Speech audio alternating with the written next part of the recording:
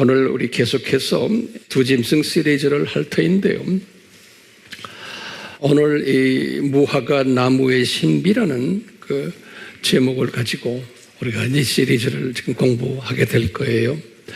저는 이 시리즈를 이렇게 준비를 하면서 이런 생각을 했어요. 이런 거 우리 교인들이 알 필요도 없는데 뭐하라 이렇게 해야 되나 하는 생각을 제가 상당히 자주 했어요. 왜냐하면요, 우리가 이런 어려운 이야기를 할 때 일반 기독교인들은, 심지어는 사역자들까지도 여기까지 이렇게 깊이 알려고 들질 않아요. 네. 그 다음에 알아도 그냥 머리로만 알고 지식으로 알고 그냥 교만해지기만 하지, 그냥 안다고 폼지는 거지 거기에서 벗어나지를 못하는 거예요. 네. 근데 예수님은 우리 감남전설교에서 이런 것을 쭉 설명하시고는 왜 너희들이 이것을 알아야 되느냐 하시면서 하신 말씀 있죠.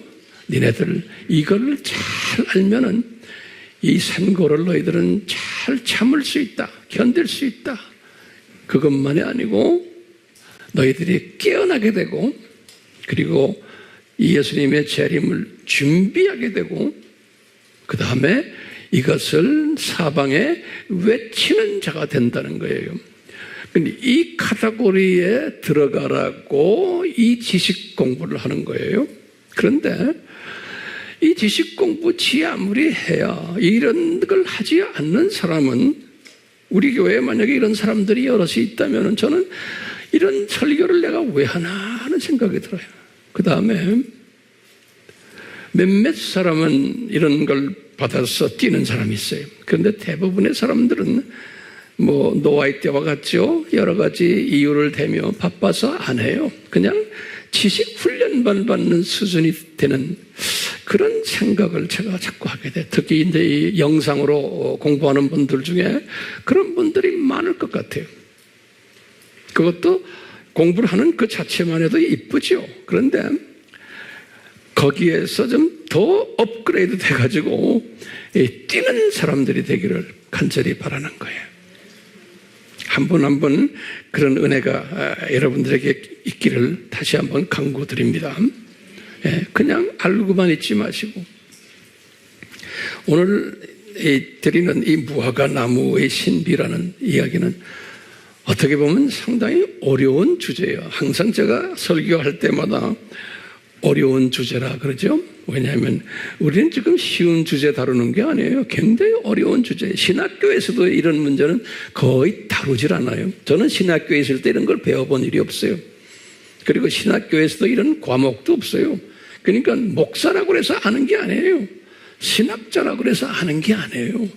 여러분들은 특별히 이런 걸 지금 직접 여기에 앉아서 피부로 느끼면서 지금 저에게 이 말씀을 듣고 있는 사람들이 보통 분들이 아니세요. 감사한 것은 노트 정리를 잘 해주시니까 감사해요. 자, 그러면요, 제가 한번 우리 질문을 하나하나 던져봐요. 왜 신비라고 할까? 왜 신비라는 미스터리라는 단어를 성경에는 많이 써요. 바울이 특히요. 신비라는 단어는 왜 쓰는가? 그러면 예수님이 우리 인간들을 보시면서 이렇게 이런 이야기를 하세요. 너희들 인간들은 예수님이에요. 내가 디자인한 것을 너희들이 이성으로는 소화 못한다. 그리고 너희들이 펼치는 논리로는 소화 못한다. 그렇기 때문에 내가 이 신비라는 단어를 사용한단다 그러는 거예요. 그러니까 예수님이 사용하신 단어예요. 그렇기 때문에 인간이 자기 이성으로 논리로 이 엄청난 하나님의 말씀을 이해하려고 그러고 덤벼들고 토시를 다는 사람 보면 저는 불쌍하게 생각해요. 잘난 체하고 떠들지만 네가 무언데 이놈아 그러는 거예요.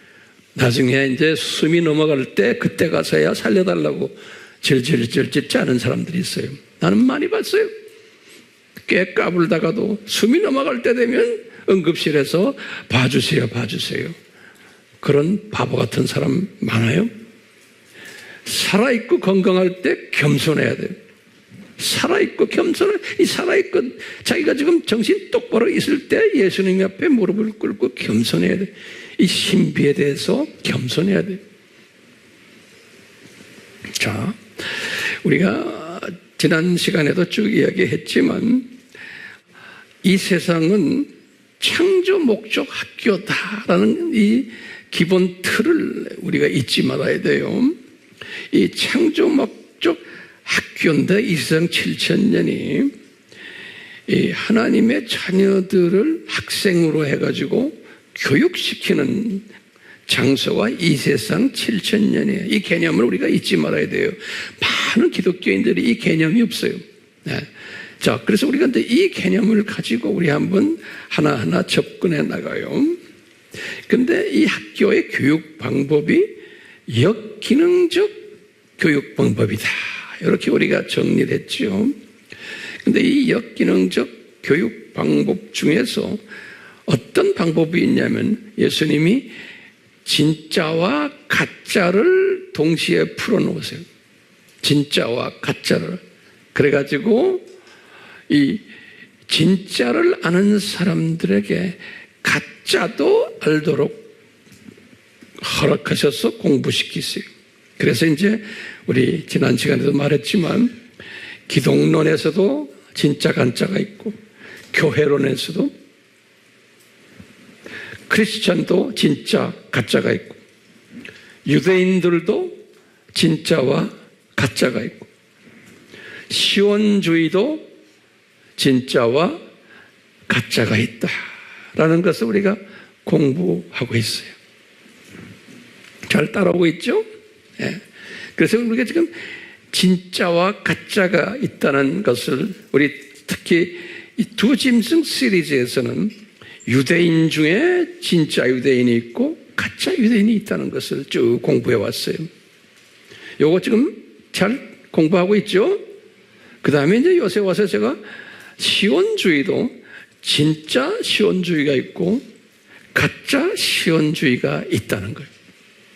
요거 우리가 꼭 알고 계셔야 돼요. 근데 많은 오늘날 기독교인들이 지금 예루살렘 저 땅이 기독교의 이스라엘 저 땅이 예루살렘 여기 진짜인 줄 알아요. 거기에 속혀 있어요. 네. 거의 대부분의 기독교인들이. 왜냐하면 이 창조 목적 학교라는 이 시스템을 몰라서 그래요. 이 시스템을 몰라서.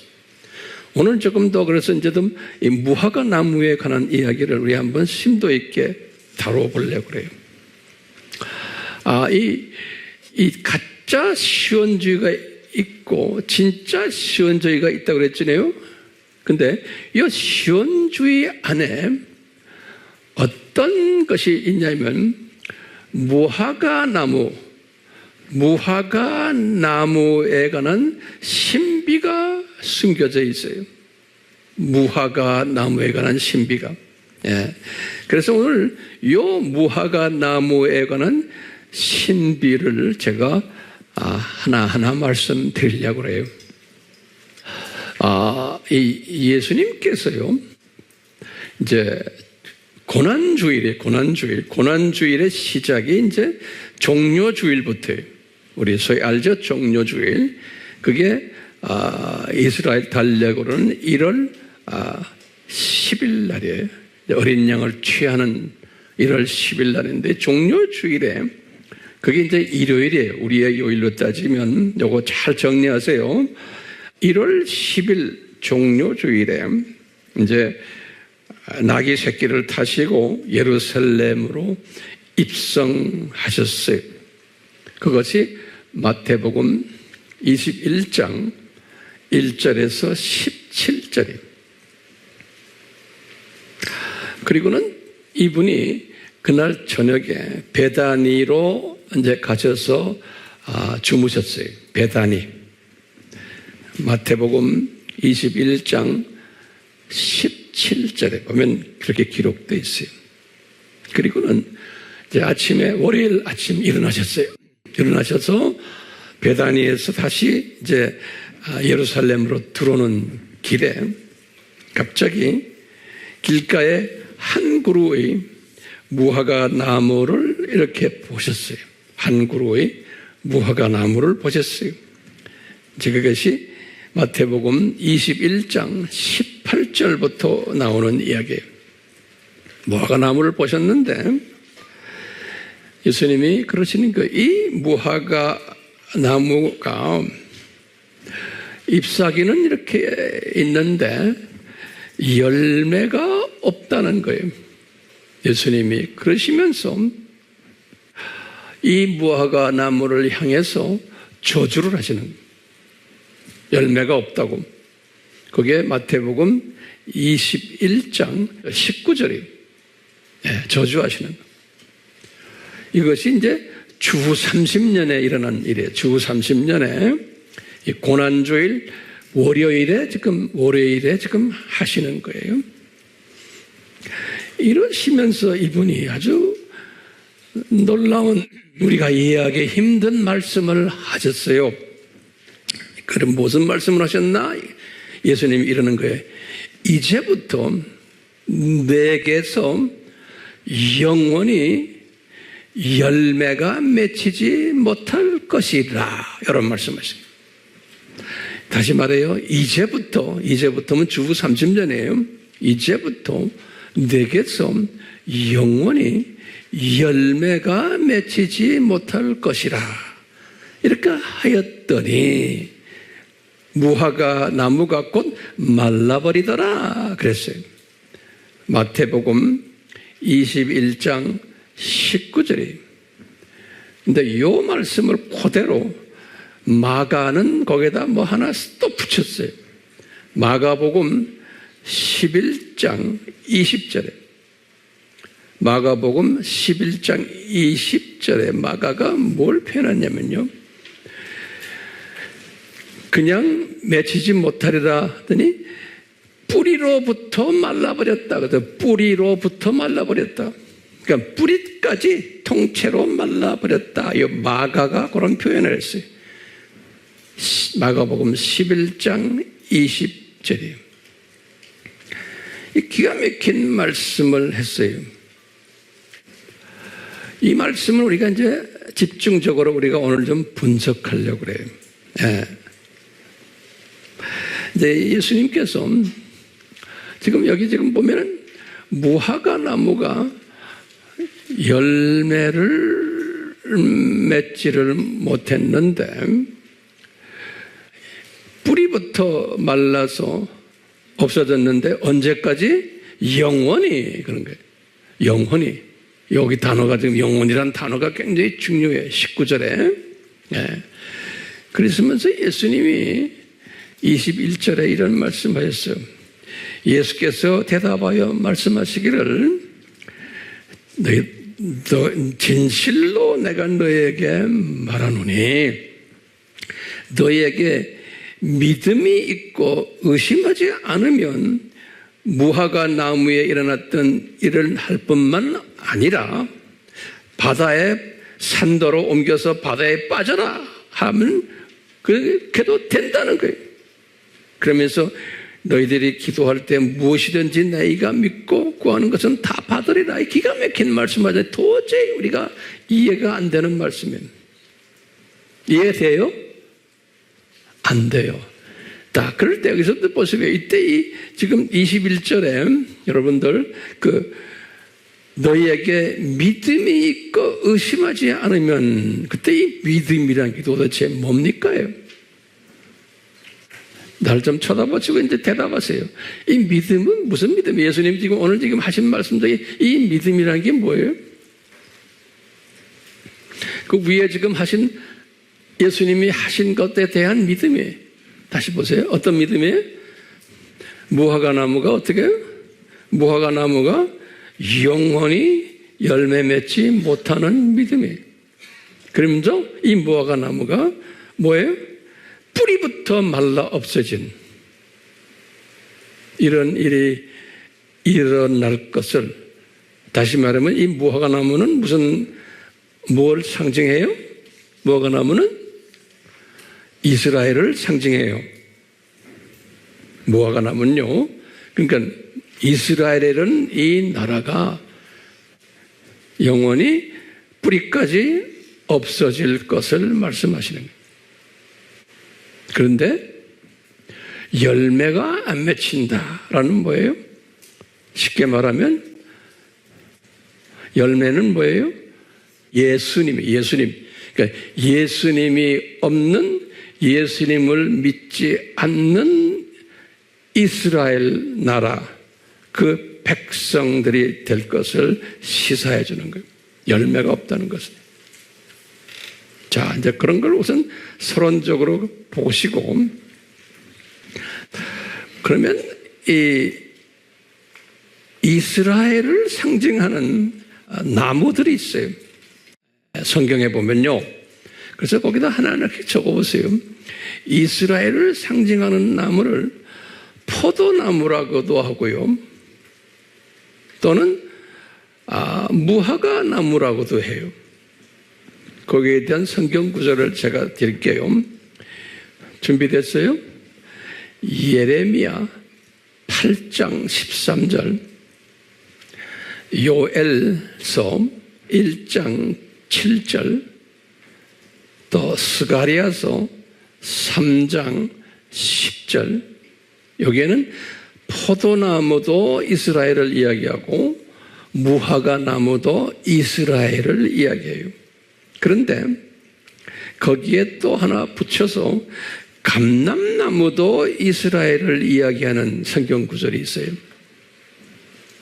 사사기 9장 8절에서 13절이, 여기에 보면 무화과 나무, 포도나무, 감람나무까지 다 이스라엘을 상징해요. 됐어요? 그러면 비이스라엘인 이방인들은 어떤 나무로 상징할까요?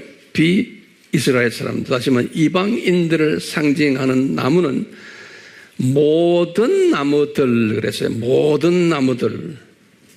그 외의 모든 나무들은 일반적으로 이방인들을 상징한다. 또는 가시나물이라는 표현, 가시나무, 가시가 있는 나무, 가시나무를 사사기 9장 14절이에요. 네. 이렇게 나무는 나무인데 이스라엘을 상징하는 나무가 있고 또 뭐를 상징하는, 이방인을 상징하는 나무들이 성경에 이렇게 기록되어 있어요.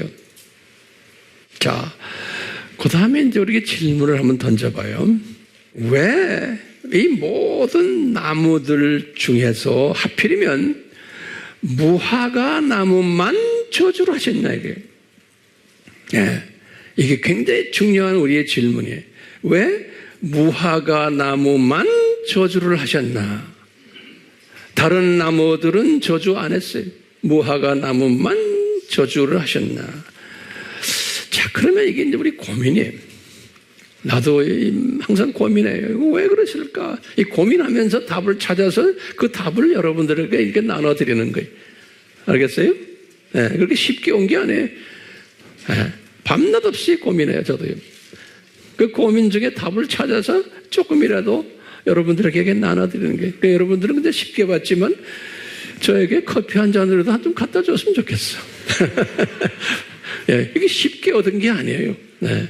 어떤 책에서도 얻는 게 아니에요. 자, 그렇게 고민하다가 보니까, 이 무화과 나무만 이렇게 저주한 이유 중에 하나가 제가 깨달은 거예요. 무화과 나무의 속성 때문이구나. 이것을 깨달았어요. 무화과 나무의 속성 때문이구나. 그러면 또 우리 질문해. 이 무화과 나무의 속성이 뭔가? 그러면요, 이제 영어로는 무화과 나무를 그냥 fig tree라고 그래요. F-I-G, fig tree 그래요. 그런데 우리 한문이죠. 우리가 쓰는 무화과 나무는 무화과의 과인데, 과실인데, 꽃이 없는 과실이에요. 이런 표현, 무화과. 예. 다시 말하면요, 여러분들 저를 좀 도와주세요. 우리가 어떤 과실이 맺히려면 이제 생물에서 꼭 꽃이 먼저 피죠. 그래요, 안 그래요? 예, 꽃이 피고는 그 꽃에다가 벌들이 와서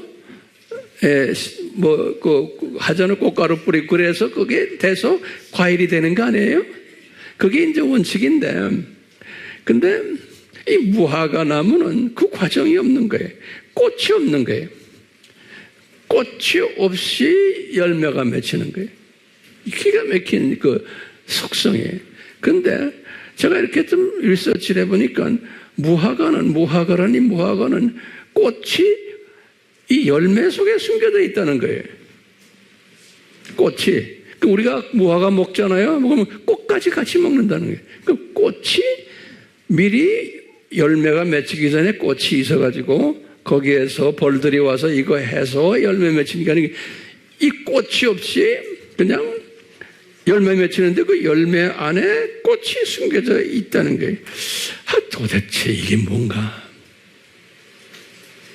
됐어요? 그러면 내가 지금 상상하기를, 이게 지금 이스라엘 나라예요. 또 이스라엘 나라가 무화과고 나무고 거기 열매가 이스라엘 민족이에요. 잘 따라오세요? 그러니까 이스라엘 민족은 이 꽃을 예수님으로 생각을 해봐요. 그러니까 예수님 없는, 눈이 감기는 민족이라는 거. 우리 그리스도의 신비죠? 이분들은 처음부터 예수님을 안 믿도록 되어 있는, 안 믿게끔 디자인된 창세전부터 이런 민족인. 그런데 그러면 예수님이 없느냐? 그 열매 속에는 예수님이 숨겨져 있다는 거예요. 꽃이. 그러니까 언젠가는 다 눈을 뜨게 돼 있다는 거예요. 하나님의 자녀들인데 꽃이 없는 자녀들이에요. 하지만 예수님을 처음부터 안 섬기도록, 그런데 나중에 가서는 다 예수님께 이제 무릎 꿇는 민족. 이렇게 한번 우리가 해석을 해보는 거예요. 그게 무화과예요. 제 표현이 잘 도움이 되나 모르겠네. 나도 이렇게 말하면서도 나도 색깔내요. 근데 여러분들 되겠어요? 그 말 되면? 그럼 우리가 지금 뭘 알아야 돼요? 그리스도의 신비라는 이 신학을 먼저 알아야지만 이것이 소화가 되는 거예요. 그리스도의 신비는 뭐예요? 예수님이 창세 전에 이스라엘 사람들을 예수님을 보지 못하게 눈을 감겨놓고 그래서 완전히 영적으로 죽는 분들로 만들어 놓는 거예요. 누구를 위해서? 이방인들 복음화를 위해서. 그래서 죽는 거예요. 이스라엘 사람들은. 그래서 생명 살리는 원칙에 의해서. 요한복음 12장 24절이죠. 하나님의 민이 땅에 죽는 거죠. 똑같이 민족적으로도 이스라엘이 죽도록 돼 있는 거예요. 누구를 위해서? 이방인 숫자가 완전히 차게 하기 위해서. 이렇게 디자인된 것이 요 무화과 나무라는 여기에서도 우리에게 보여주시는 거예요. 이게 소위 창조막적 학교의 하나의 역기능적 교육 방법 중 하나다. 이렇게 한번 정리해 봅시다. 자, 이렇게 해놓고는 그 다음에 또 중요한 게 있어요. 근데 이 무화과 나무도 지금 두 종류의 무화과 나무가 있는 거예요. 이 무화과 나무도 뭐냐? 여기 보면 진짜 무화과 나무가 있고 또 가짜 무화과 나무가 있는 거예요. 그런데 저에서 보면 이스라엘이라는 나라가 무화과 나무는 나라의 나무는 거기에 열매가 있으면 열매는 예수 그리스도의 복음을 받느냐 안 받느냐예요. 자, 이 무화과 나무인데 진짜 무화과 나무가 있냐면은 가짜 무화과 나무가 있는 거예요. 성경에 보면요. 지금 오늘 이 부분을 제가 조금 다루려고 그래요. 자, 그러면 황 목사님, 진짜 무화과 나무는 뭡니까? 그러면 잘 보세요. 우리가 그동안에 공부했어요. 진짜 유대인들로 구성된 이스라엘이라는 나라예요.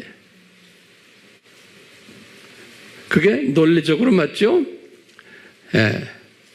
진짜 유대인으로 구성된 이스라엘이라는 나라인데, 그런데 이 나라가 저주를 받았어요. 주후 30년에. 근데 분명히 그랬죠? 언제까지 저주를 받았나? 뭐라고 했어요? 영원이라는 말 기억나세요? 이 나라가 언제까지 저주받냐? 영원히. 예? 뿌리까지 없어지는 영원히 저주라는 거예요. 마태복음 21장 19절, 마가복음 11장 20절이에요. 요 영원이라는 개념, 뿌리까지 다 없어졌으니까 무화과 나무가 뿌리가 없어지니까 무화과 나무가 다시 쓸 수도 없잖아요. 이 굉장히 중요한 게 그래서 마가복음에 나오는 마가복음 11장 20절 뿌리채란 영어로는 그래서 dry up from the root 그래서 root dry up 그러니까 말라버렸다는 뿌리 다 말라버렸다. 자 그러면 여기 이제 우리 고민인 거예요. 이 말이 무슨 말인가? 이 말이 무슨 말인가? 저를 좀 도와주세요. 이 말이 무슨 말인가? 그러면 지금 주후 30년부터 이스라엘이라는 나라가 지금부터라 그러니까 예수님께서 나라가 이제 곧 없어질 거예요. 물리적으로. 그렇죠? 근데 그게 물리적으로 언제까지 없어진다고 생각하세요? 예? 언제까지? 지금 이 세상 창조 목적 학교예요. 오케이? 근데 보니까 이스라엘이라는 좀 물리적인 저 나라가 예수님이 뿌리채다 없어진다 영원이라는 단어 썼어요. 그러니까 이게 중간에 우리 7,000년 이 중간에 이 나라가 생기지 않을 것을 우리에게 지금 가르쳐 주고 있죠. 영원이라고 했으니까. 그러니까 이 학교가 폐교될 때까지 이 이스라엘은 나라는 물리적으로 없겠구나 이렇게 우리가 볼 수 있는 거예요. 물리적으로 이 말씀 때문에 폐교될 때까지 이스라엘은 이 나라는 자 그렇기 때문에 이스라엘이라는 이 나라 물리적인 이 나라는 없지만 이제 그 안에 진짜 유대인들은 숨겨 있는 거예요. 나라는 없지만 그래서 이제 이 나라 저 나라 흩어져 있거나 중동 지역이나 여기저기 근데 그분들이 누군지는 모르는 거예요. 예? 본래 예수님의 이제 이 디자인 속에는 나라가 없는 거예요. 근데 그 안에 진짜 우리 유대인들 했죠? 누구 하는 거죠? 근데 이렇게 뒤에 있구나. 그러니까 역사 속에서 7,000년 우리 인간 역사 속에서 이스라엘이라는 이 나라가 존재할 수 없구나라고 우리가 가정하는 거예요. 그게 진짜 무화과 나무의 정체성이에요. 됐어요? 그런데 가짜 무화과 나무가 또 등장하는 거예요. 다시 말해 가짜 이스라엘이 이 가짜 이스라엘이 등장하는데 기가 막히고 예수님께서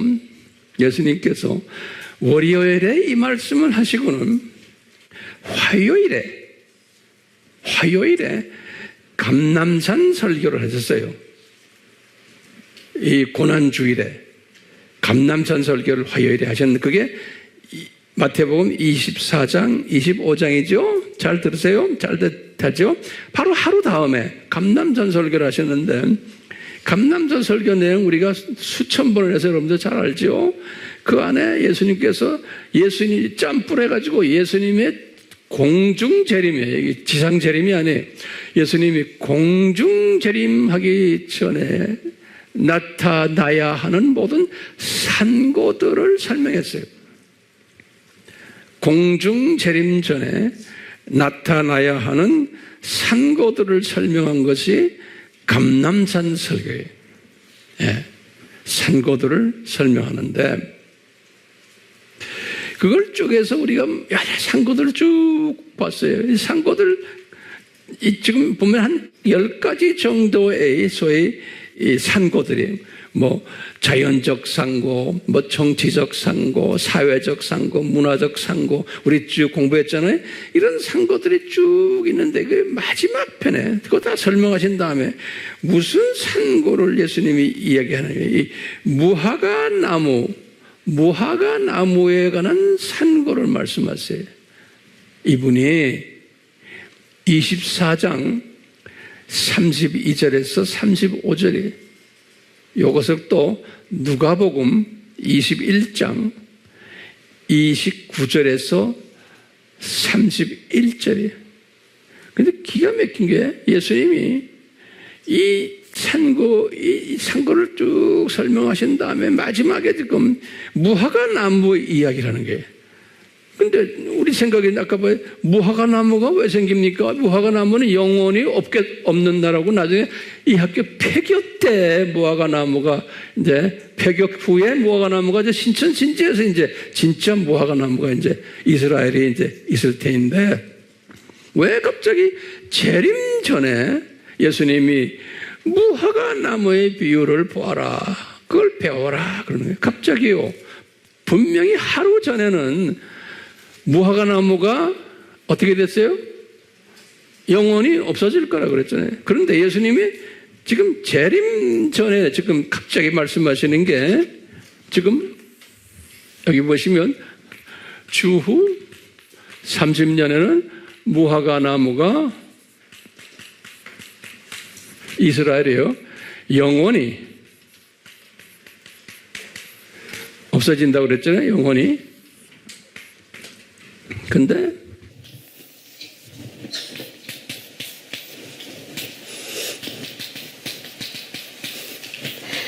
예수님이 지금 이게 공중 재림 전에 이때 지금 산고를 이야기하시면서, 여기 지금 보면 24장 32절에서 35절이에요. 여기 마태복음 24장 32절에서 35절에, 또 누가복음 21장 29절에서 31절에, 여기에 보니까 예수님께서 내가 공중 재림하기 전에 무화과 나무가 나타난다는 거예요. 예. 여러분들 성경을 딱 보면 32절에 예수님이 이렇게 말씀해요. 32절에 여기 지금 보면 무화과 나무의 한 비유를 배우라. 그 가지가 연하여지고, 잘 보세요.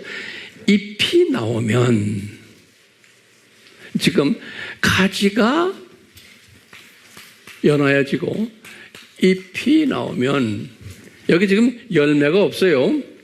가지가 연하여지고 잎이 나오면 여름이 가까운 줄 너희가, 이 여름이 가까운 줄 하는 말은 공중 재림으로 보시면 돼요.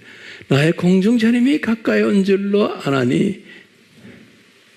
그럼 이게 지금 말이 안 되는 거예요. 왜요? 무화과나무를 저주해 버리는데, 이때 저주해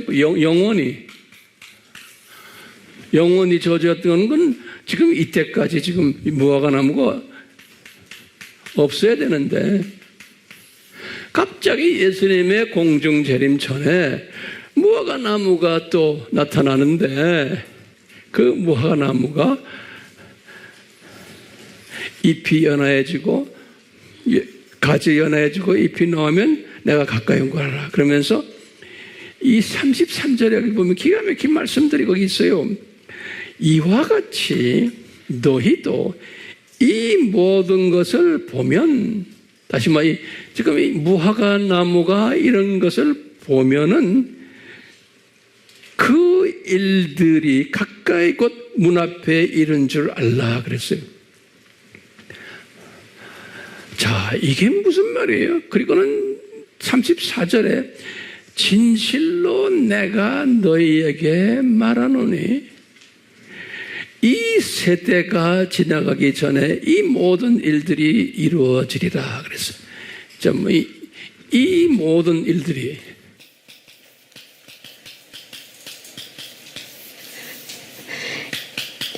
자, 이 모든 일들은 뭘 말할까요? 지금 마태복음 지금 24장을 쭉 그 예수님의 재림 전의 징조들, 산고들을 이야기하는 게 24장이에요.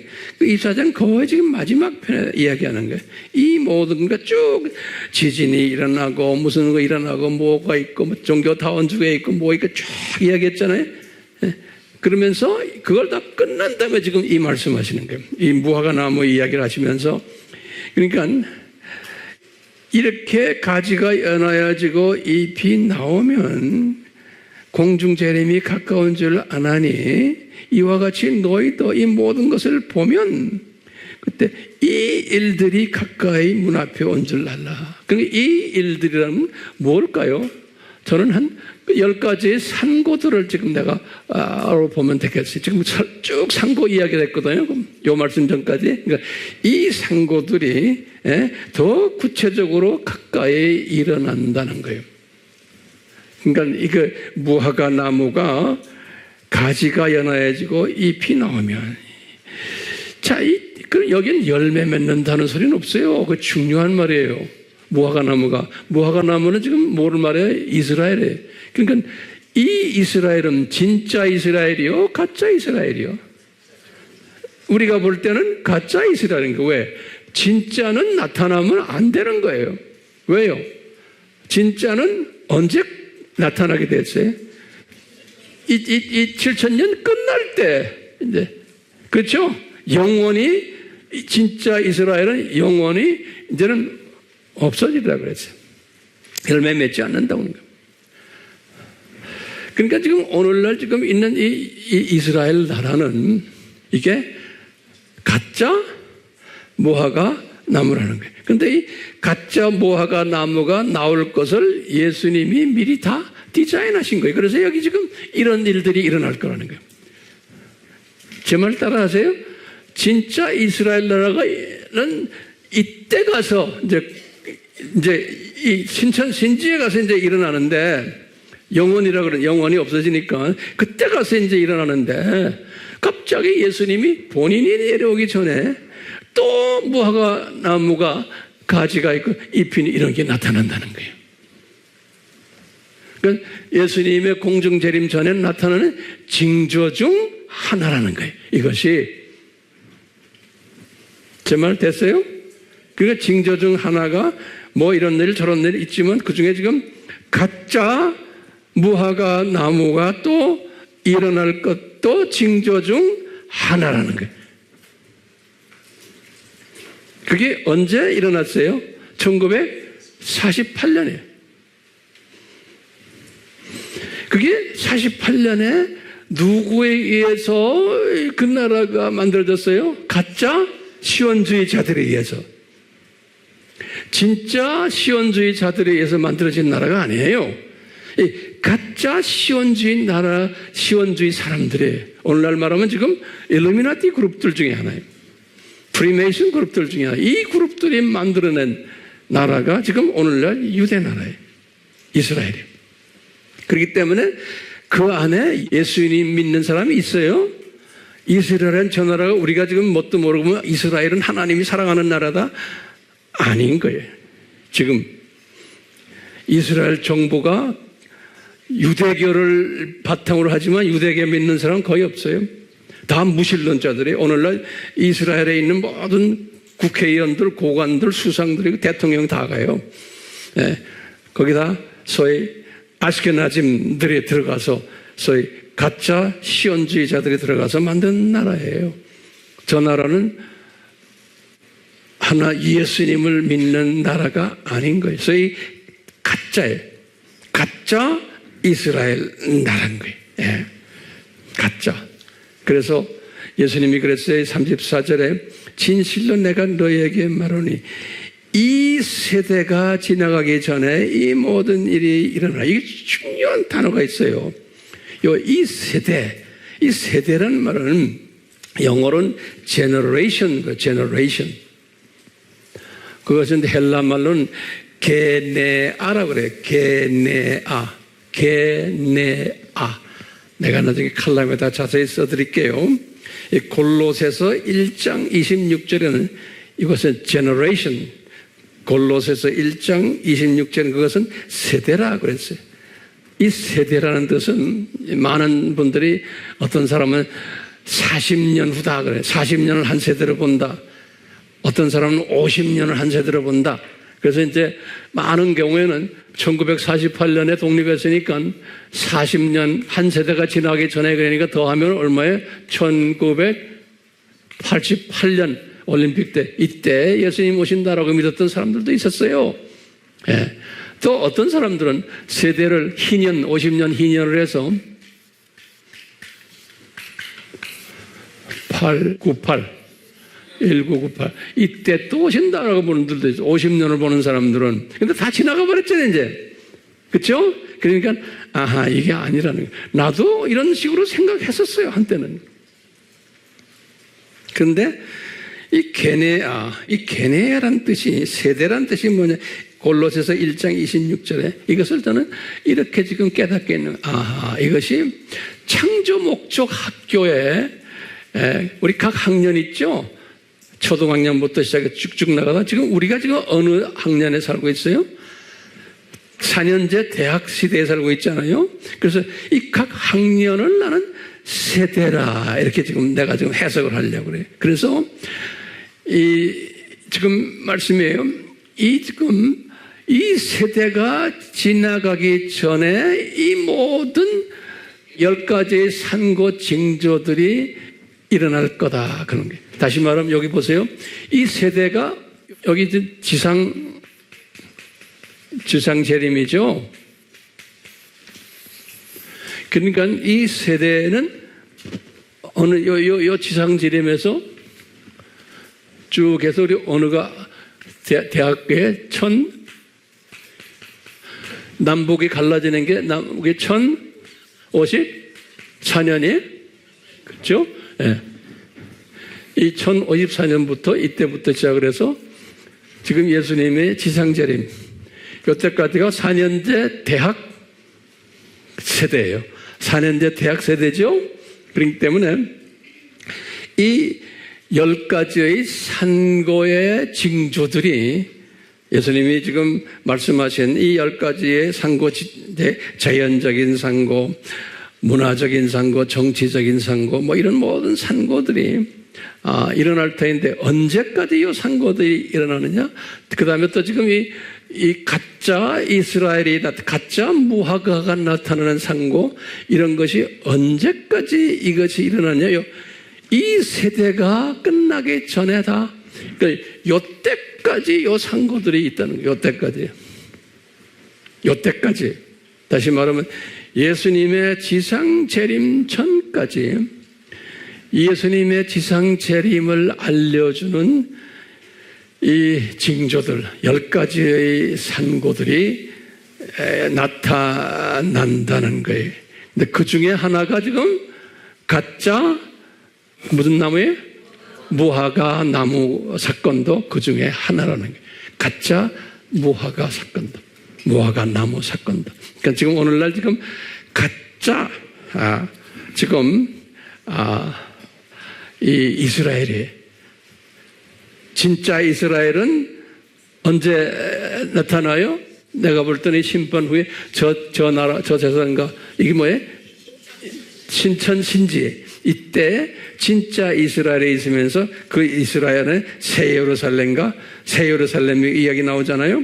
예. 그러니까 이제 진짜 이스라엘은 무화과 나무는 그래서 무화과인 거예요. 열매가 안 맺히는 거예요. 자, 그런데 이제 보시면, 이제 제가 결론이지만 굉장히 중요한 개념이에요. 이게 어려워요. 그래서 좀 제가 여러분들 얼굴을 볼 거예요. 진짜 알아들으나, 지금. 예? 자, 여기 보시면요. 이 모든 이 산고들을 일으키는 목적이 뭐예요? 이렇게 보면은요, 우리 성경에 보면은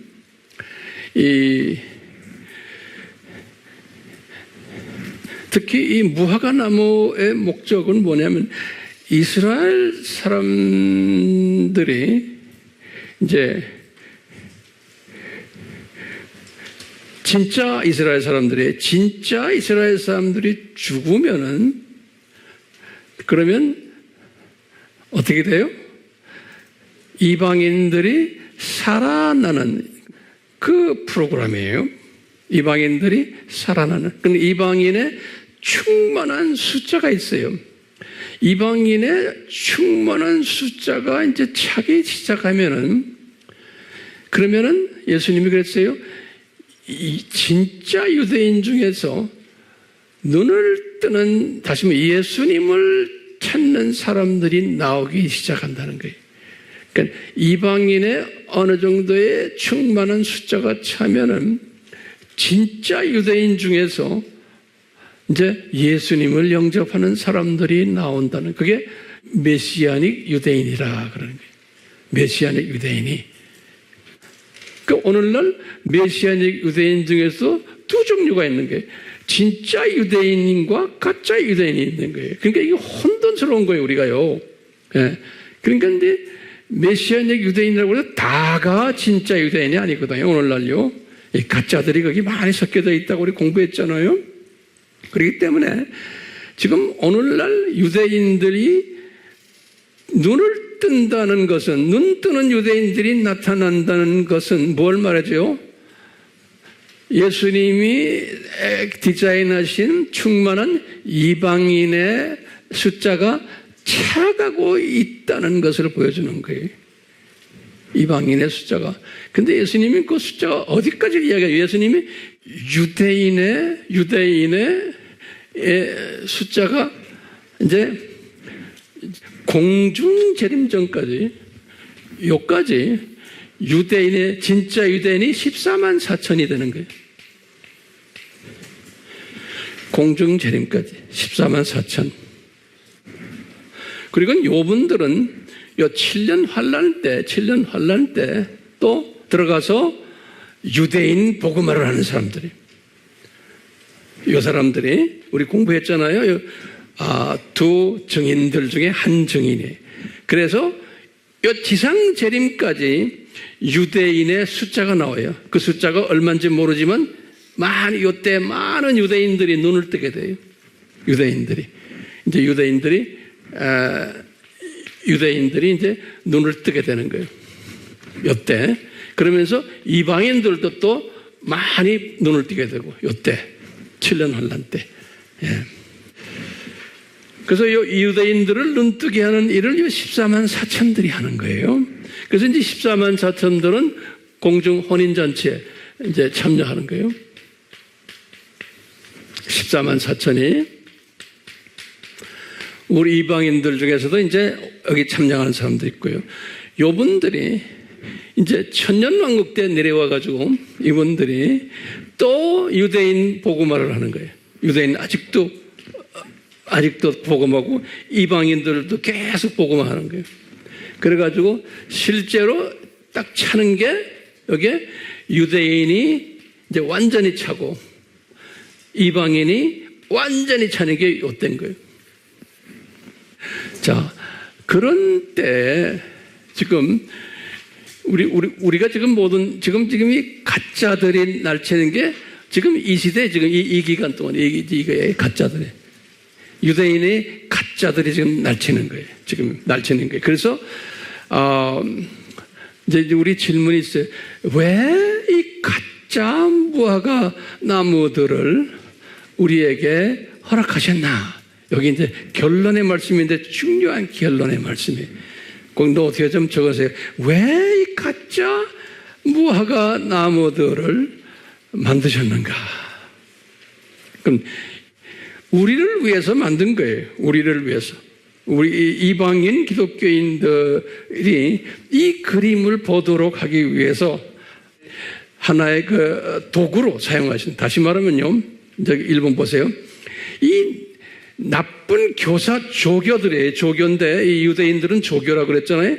좋은 조교가 있고 나쁜 조교가 있는데 지금 이 나쁜 조교로 사용받는 거예요. 이분들이 오늘 우리가 보죠. 첫 번째, 이 공중 재림 전에,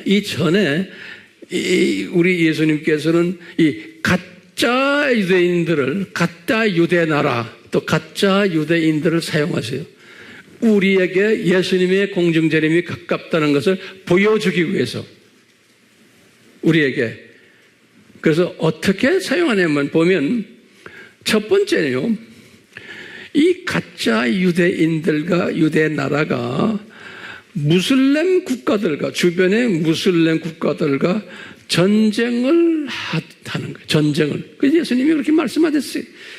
마태복음 24장 6절에서 7절에 보면 전쟁을 해요. 그래서 이분들이 전쟁해서 6.1 전쟁도 있고, 뭐, 욥기프로 전쟁도 있고, 그러다가 요 근래 와서 엊그제 우리 이란과의 전쟁까지도. 이게 다 지금 이 가짜들이 지금 전쟁을 하는 거예요. 예?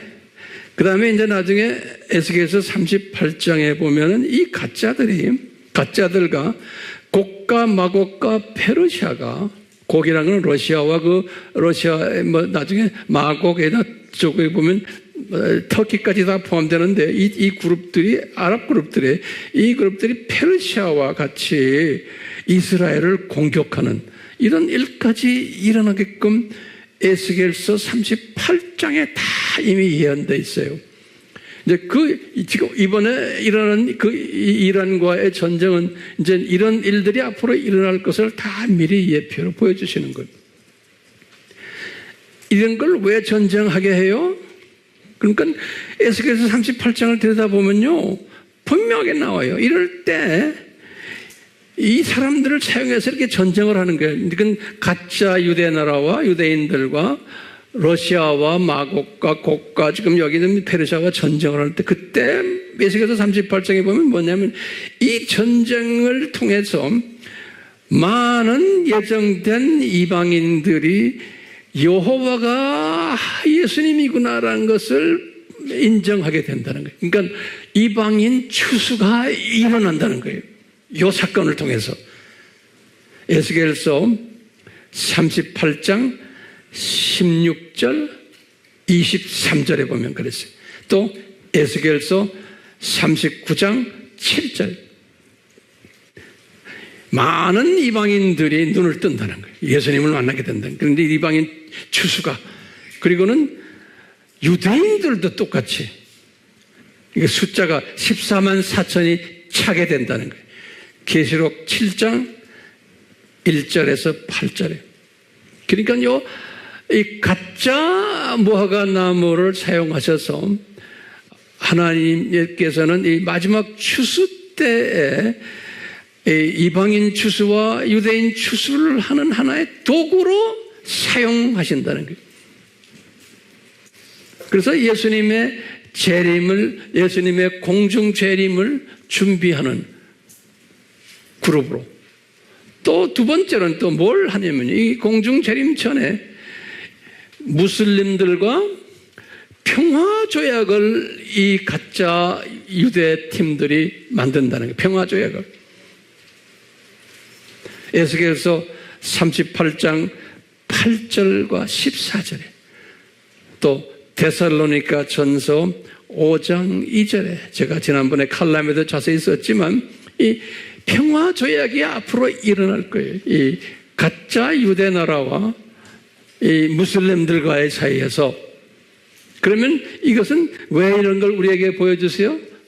아하, 예수님의 공중재림이 가까워 왔다는 것을 사인으로 우리에게 보여주기 위해서 그러는 거예요.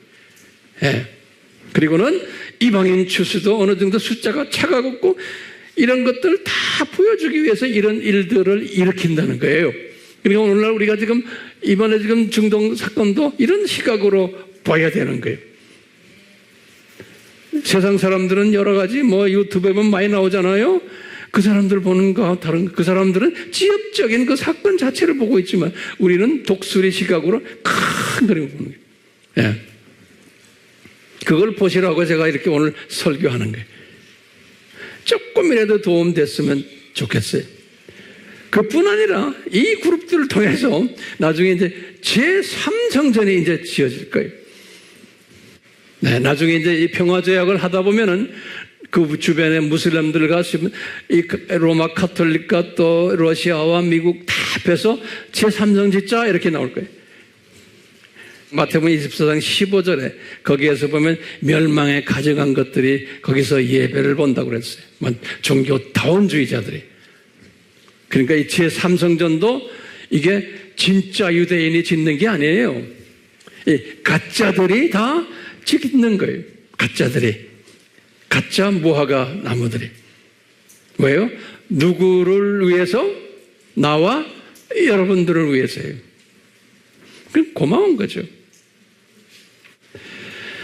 그뿐 아니라 이제 이 7년 환란 때도 이분들이 계속해서 우리를 위해서 전쟁들을 해요. 이 7년 환란 때. 이 전 3년반 때,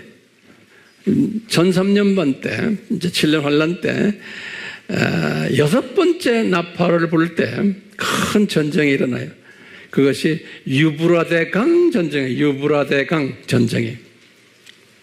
계시록 9장에서 13절 21절에 계시록 9장 13절에서 21절. 요 1003년반 때 6번째 나팔 때 여기 유브라데 강강인데 2억 명이 거기에 인볼브 된다니까 아마 중국까지 들어오는 것 같아요. 거기 때 3분의 1의 사람들이 죽는다고 그랬어요. 아주 요한이 그렇게 써놨어요. 그러니까 이제 이 가짜 이스라엘이 중심이 돼서 싸움질하는 거예요. 이런 싸움질이라는 거예요. 예. 그리고는 후3년반 때 6번째 대접 때, 6번째 대접 때, 여기 6번째 대접 때, 소위 이것을 뭐라고 그러냐면 아마겟돈 전쟁이라고 그러는 거예요. 6번째 대접 때 계시록 16장 12절에서 16절이에요.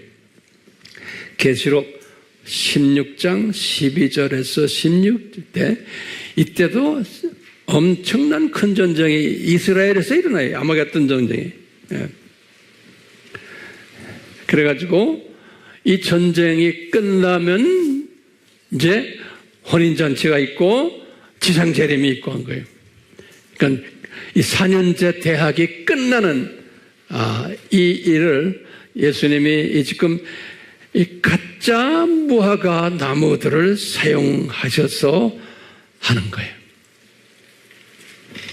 그리고 우리 잘 알다시피 딱 예수님이 지상재림 직전에 이 가짜 팀들의 지도자급들을 다 불못에 집어넣어요. 불못에 계시록 19장 20절이죠. 불못에 집어넣어요. 근데 지도자급들을 다 두심승의 그룹들과 거기에 또 밑에 있는 똘마니들 중에서도 지도자급들을 다 불못에 집어던지고 예수님이 지상 재림하셨어요. 그러니까 이분들 우리를 위해서 수고를 많이 하신 분들이에요. 우리를 위해서. 우리를 위해서는 막연히 우리를 위해서가 아니죠. 우리 보고 뭐예요? 너희들, 예수님이 그랬죠. 이럴 때 너희들은 뭐하라? 잘 견디라. 우리 보고 잘 견디라고. 두 번째 뭐예요? 우리를 깨어나게 하기 위해서예요. 세 번째는 뭐예요? 우리를 준비하게 하기. 또 우리가 외치게 하기 위해서 이분들을 사용해서 이 징조들을 이렇게 보여주시는 거예요. 네. 그러니까 오늘 지금 일하는 문제도 이렇게 딱 보고는 아하, 우리 보고 깨어나라 그러는구나, 준비하라 그러는구나, 외치라 그러는구나. 그러니까 우리 아미교회는 이럴수록 뭐예요? 열심히 이방선교를 하는 거예요. 이방선교 어떻게 구체적으로 우리는 이방선교하는 방법이고 우리 다 섬기는 대상들이 있잖아요. 네. 그리고는 이 천년왕국 때 우리 알다시피 천년왕국이 시작하면서 사탄을 지옥에 던지죠. 1000년 동안 사탄을. 그리고는 사탄의 똘마니들과 또 사탄의 자녀들은 이 천년왕국을 통과해요. 그런데 지금 이 가짜 유대인 그룹들도 통과해요. 이스라엘 나라 저 나라도 가짜지만 그냥 지나가요. 다 있어요. 이 안에 지금 진짜 유대인들은 숨겨져 있어요. 숨겨져 있어요. 그러면서 이 메시아닉 유대인들이 이 천년왕국 때도 진짜 유대인들을 복음하라는 거예요.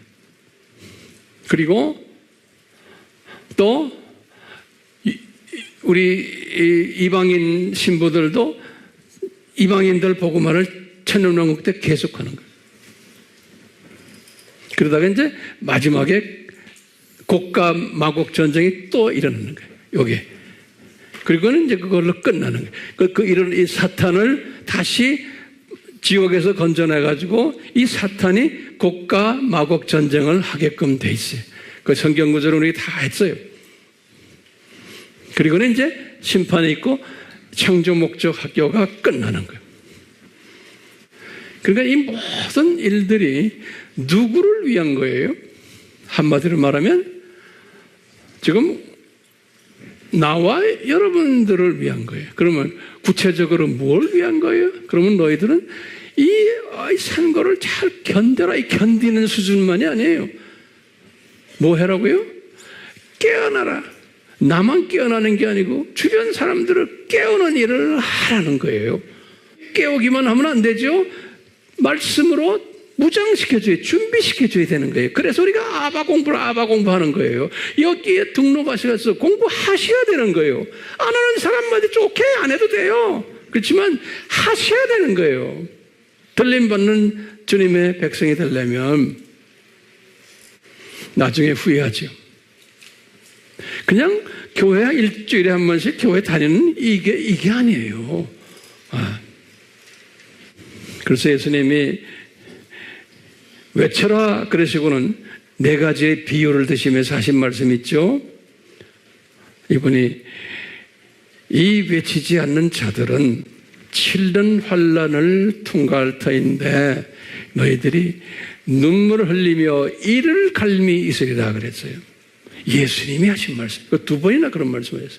다시 말해 지금 우리 오늘 여러분도 여기 앉아있는 분들이요, 이 화면으로 보는 분들이요, 여러분들이 눈물을 흘리며 이를 갈는 그런 데에 참여하지 않기를 바라서 우리가 지금 이 공부하는 거예요.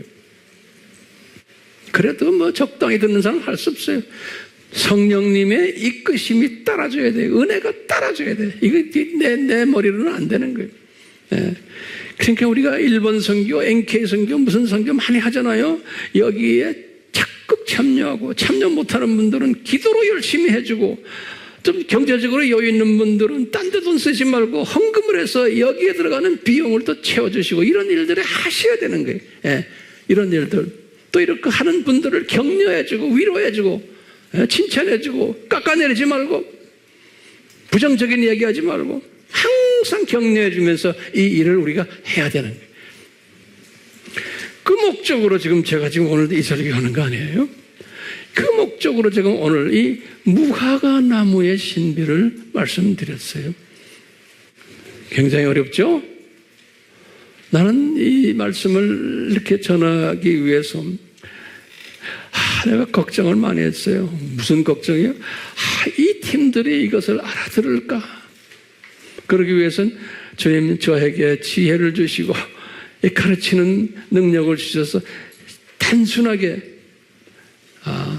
짧게 이 말씀을 전하도록 좀 너에게 성령님 도와주십시오. 예, 그렇게 제가 항상 기도하면서 다녔어요. 그런데 짧게는 안 되는 거예요. 그게 나 그 재주가 없는 거예요. 이 복잡한 것을 어떻게 짧게 어떻게 말해요? 나 그것이 안 되는 거예요. 그래서 제가요, 항상 내 수첩이나 내 거기에 적혀 있는 게 있어요. 3S를 내가 3S, 영어로 S. 그래서 뭐냐면 이제 제가 항상 내가 주 성령님이 나에게 그걸 강요하는 심플하게 가르쳐라. S, 심플. 그 다음에 S가 뭔지 아세요? 숏하게 가르쳐라. 숏. 짧게. 근데 이게 잘 안 되는 게. 짧게 가르쳐라. 그 다음에 S가 뭐냐면 systematic하게, 조직적으로 가르쳐라. systematic. 조직적으로. 이 세 개를 다 충족하려면 굉장히 힘들어요. 조직적으로, 짧게, 쉽게, 오 마이 갓. 이게 쉽지가 않은 거예요. 그렇지만 나는 항상 내 노트에, 내 설교할 때도 이 설교에다 항상 3S 내가 적어놔요. 나를 자꾸 점검해요. 황 목사야, 3S다. 그러니까 여러분들은 내 제자들 안에 여러분들도요, 아는 거 많지만 이것을 시스템매틱하게, 숏하게, 그 다음에 뭐예요? 심플하게. 그 다음에 뭐예요? 숏, 심플, 시스템매틱, 뭐예요 또? 하여튼 알아서 하세요. 이렇게 노력을 하세요. 오케이? 예. 우리 같이 기도합시다. 예수님, 지금 세대가 예수님의 공중 재림이 가까워 오고 있는 세대임을 우리가 지금 피부로 느끼고 있습니다.